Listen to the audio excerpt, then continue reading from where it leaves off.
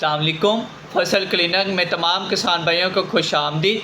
बारिशों के मौसम में फ़सल को किस तरह बचाएं और उसकी पैदावार को किस तरह बढ़ाएं। बारिश के बाद अक्सर फसल की जड़ें कमज़ोर हो जाती हैं, पौधा मुरझाने लगता है और खुराक की कमी की वजह से नशोनुमा रुक जाती है। अपनी फसल को मजबूत बनाने के लिए कालमैक amino force plus combi CR इस्तेमाल कीजिए।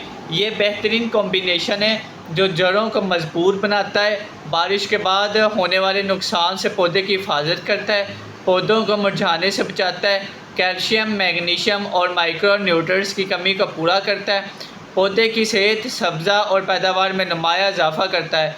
इस्तेमाल का तरीक़ाकार कालमैक अमाइनो फोर्स की 300 से 400 मिलीलीटर और कॉम्बी सीआर 150 ग्राम दोनों को 100 लीटर पानी में मिलाकर स्प्रे कीजिए। सेहतमंद फसल, मजबूत जड़ें और ज़्यादा पैदावार के लिए आज ही कालमैक अमाइनो और कॉम्बी सीआर का इस्तेमाल करें।